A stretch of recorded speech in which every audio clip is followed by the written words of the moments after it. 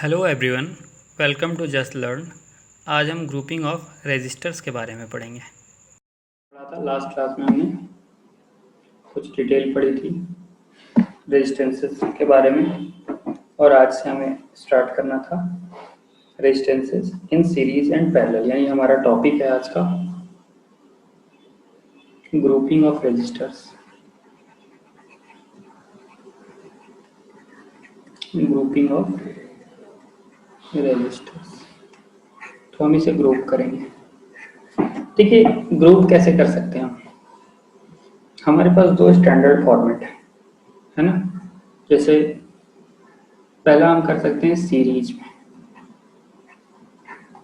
Series मान लो कि ये इंडिविजुअल रजिस्टर्स है, ये एक हो गया, इसकी रेजिस्टेंस R1 मान लो, ये दूसरी है, इसकी रेजिस्टेंस R2 मान लो। तो हमने इसको जोड़ दिया एंड टू एंड, है ना। तो ये R1 हो गई, ये R2 हो गई, तो इसी को हम बोलते हैं सीरीज। अब दूसरी देखते हैं हम, पैरेलल कॉम्बिनेशन। पैरेलल, ये R1 है और ये R2 है। हमने क्या किया कि ये मान लो ये A है और ये B है, ये C है और ये D है। तो हमने क्या किया कि ये A को B के साथ, और ये जो C वाला पार्ट है वो यहीं से है ना, A भी यहीं आ गया, C भी यहीं आ गया। ये रेजिस्टेंस R2 हो गया, ये R1 हो गया, और ये जो है आपका, हमने B को भी यहीं पे जोड़ दिया। तो हमने क्या देखा कि हम जब इसके स्टार्टिंग एंड्स को एक साथ कर दें और इसके एंडिंग एंड्स को एक साथ कर दें तो ये पैरेलल कनेक्शन होती है ना। एक ऐसे होता तो नहीं है, पर इसको एक हाइब्रिड स्ट्रक्चर आप मान के चलो कि हम कुछ भी कर सकते हैं। जैसे हम ग्रुपिंग ऐसे भी कर सकते हैं, ये दोनों सीरीज में हो गए, अब इसके साथ हम ये पैरेलल में लगा सकते हैं, तो ये हमारा जो है वो पैरेलल कनेक्शन हो गया। फिर हम ये भी कर सकते हैं कि ये हम सीरीज में लगाया हमने, ये हमने पैरेलल में लगाया, और फिर हमने वापस से क्या किया, सीरीज में लगा दिया। तो यहाँ पे हमारी स्थिति क्या हो गई कि हमने इसे हम हाइब्रिड कह सकते हैं। तो बेसिकली क्या है, अगर आपको ये और ये आ गया तो इन दोनों में कोई भी थोड़ी सी भी परेशानी नहीं होगी। तो हम समझते हैं वन बाय वन क्या है ये। तो सबसे पहले सीरीज देखते हैं, सीरीज में क्या होता है। माना कि ये रेजिस्टेंस R1 है, ये दूसरी रेजिस्टेंस R2 है, इन दोनों को हमने जोड़ दिया तो ये इस तरह से जुड़ा, R1 और R2, है ना। अब इसको हम एक सर्किट में कन्वर्ट करके देख सकते हैं कि ठीक है, ये मान लो हमने वोल्टेज भी अप्लाई किया इसके अक्रॉस। अभी इन R1 और R2 को मिलाने से एक इक्विवेलेंट रेजिस्टेंस बनेगा, जिसको हम R इक्विवेलेंट लिख सकते हैं। तो वो कितना होगा, क्या होगा, ये हम डेरिवेशन में आगे देखेंगे। तो ये हमारा R इक्विवेलेंट जो बना वो बेसिकली इन दोनों को जोड़ने के बाद बना है। तो इसमें I अमाउंट ऑफ करंट जा रहा है। अब देखिए होता क्या है सीरीज कनेक्शन में, ये जो वोल्टेज आप देख रहे हो, ये वोल्टेज इसमें डिवाइड हो जाती है, ये V1 में हो जाएगी, ये V2 में हो जाएगी। तो यहाँ से आपको पता होना चाहिए कि जब भी सीरीज कनेक्शन हो तो सबसे इम्पोर्टेंट बात कि in series connection voltage gate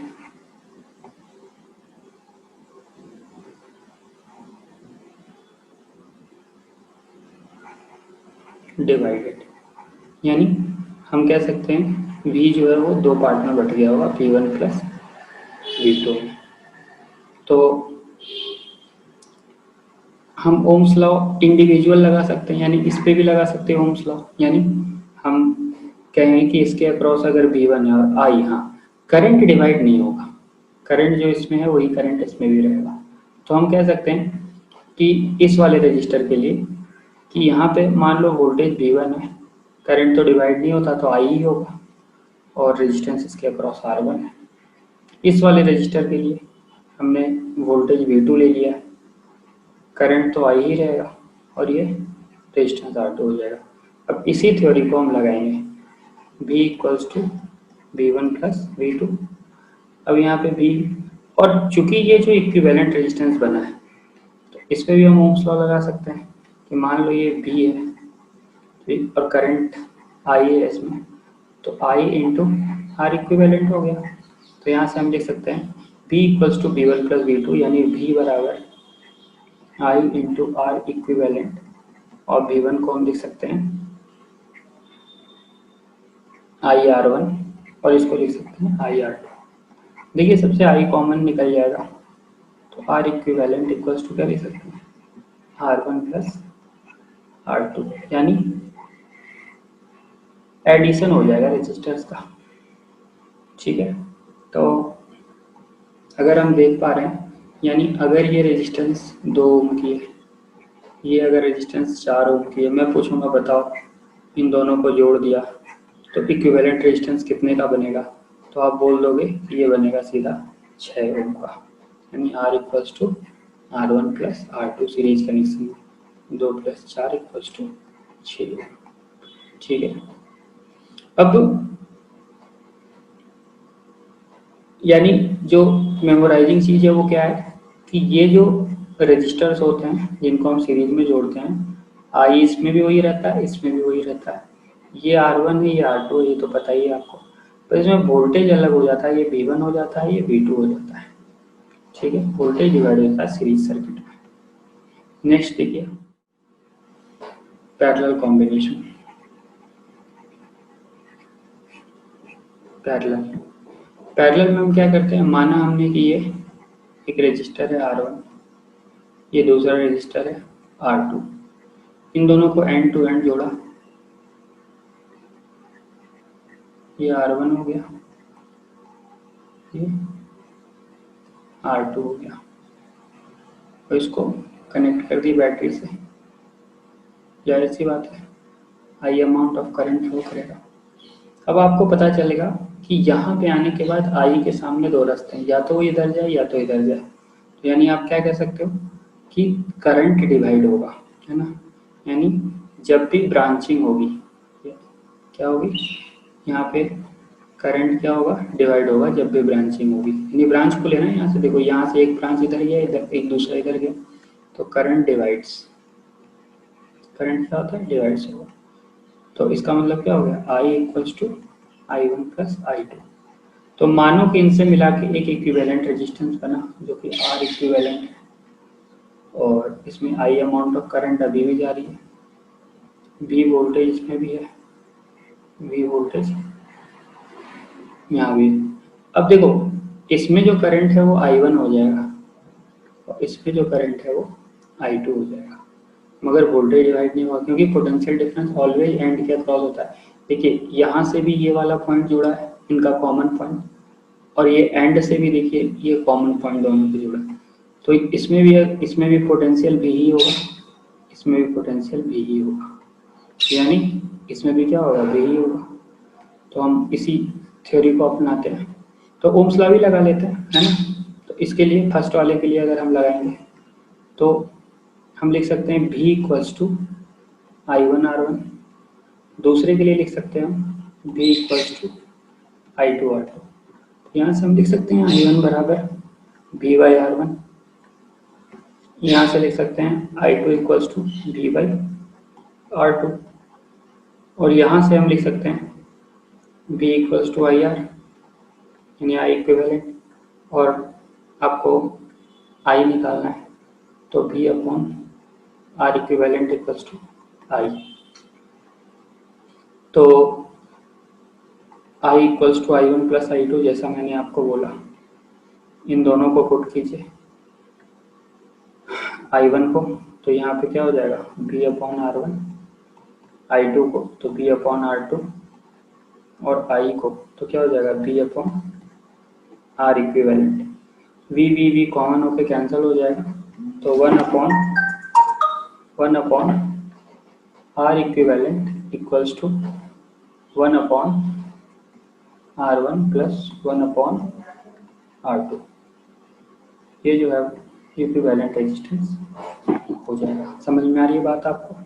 ठीक है, तो हमने दो चीज़ें पढ़ी है, एक सीरीज कनेक्शन और एक पैरेलल कनेक्शन। अब अगर हम बात करें कि ये पैरेलल कनेक्शन हमने लिया है, ये मान लो 2 ओम है, ये 4 ओम है। मैं पूछूंगा कि बताओ ये इक्विवेलेंट सर्किट बनेगी, ये आर इक्विवेलेंट इन दोनों को मिला के वो कितने का होगा? ये भी है, या मान लो आई अमाउंट ऑफ करंट जा रही है, तो आपको इसके लिए बी और आई की जरूरत ही नहीं है। तो आप लिख सकते हो 1 अपॉन आर इक्विवेलेंट बराबर 1 upon R1 plus 1 upon R2। तो R1 कितना है? 1/2। यहाँ देखो 2 है ना, और ये 4 है, 1 अपॉन 4। एलसीएम लेंगे 4 2 का तो 4 हो गया, यहाँ 2 यहाँ 1, यानी कितना हो गया? 3/4। लेकिन ये तो हो गया 1/R इक्विवेलेंट। आपको R इक्विवेलेंट निकालनी है तो इसको पलट देंगे, तो हो जाएगी 4/3, जो कि आप कह सकते हो 1.33 ओम अप्रॉक्स, ये R इक्विवेलेंट हो जाएगी। ठीक है, चलिए गुड। अब हम एक काम करते हैं, एक हाइब्रिड सर्किट के एग्जांपल को देखते हैं। मानिए कि ये एक रेजिस्टेंस है, ये दो पैरेलल रेजिस्टेंस है, फिर ये एक रेजिस्टेंस, ये मान लीजिए 2 ओम है, ये 4 ओम है, ये 4 ओम है, ये 4 ओम है, और मैं पूछ रहा हूँ बताओ आर इक्विवेलेंट क्या होगा? ठीक है, मान लो भी अमाउंट पोटेंशियल डिफरेंस है और आई इसमें करंट है। तो मैं इसके अक्रॉस निकालना चाहूँ, इसको दिख रहा है आपको, ये दिख रहा है और ये दिख रहा है, तो मैं मानता हूँ बी, ये देखो इसको मार्किंग कर लेते हैं, ए, इसको बी, इसको सी, इसको डी। तो अब हम सॉल्व करते हैं, solving resistors between B and C, B और सी के बीच में हम सॉल्व करते हैं। तो क्या हो जाएगा? 1/R इक्विवेलेंट बराबर 1/4 प्लस 1/4, एलसीएम इनका 4 हो गया, तो 1 + 1 यानी 2/4, यानी ये 1/2, इसको पलट देंगे तो 2 ओम हो गया आर इक्विवेलेंट की वैल्यू। अब आप क्या कीजिए, इसको वापस से एडजस्ट कीजिए एक बार। तो ये देखिए, ये तो पहले से ए था और बी था, ये तो 2 ओम था ही, लेकिन अब इसको हमने सॉल्व करके ये वाला जो पार्ट है इसको सॉल्व कर हमने 2 ओम ले आया, तो ये 2 ओम हो गया और ये भी 2 ओम हो गया। तो अब इसको जब हम, ये भी देखिए वही है, बी है, आई अमाउंट ऑफ करंट है, ये सी है, ये डी है। तो अब क्या कीजिए, फाइनली सॉल्व कीजिए, solving between A and B सीधा।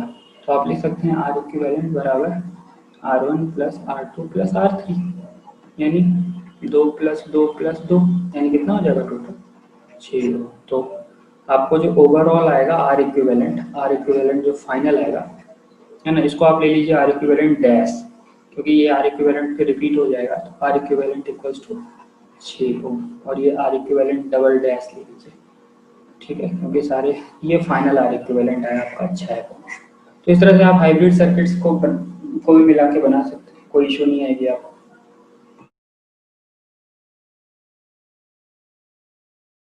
हेलो डियर स्टूडेंट्स, तो आज हम यहीं तक पढ़ेंगे और नेक्स्ट क्लास में फिर हमारी जो आज की लास्ट टॉपिक बची इस चैप्टर की, उसको फाइनल करेंगे। इसके साथ हमारा इलेक्ट्रिसिटी वाला पार्ट कंप्लीट हो जाएगा। Thank you for watching the video.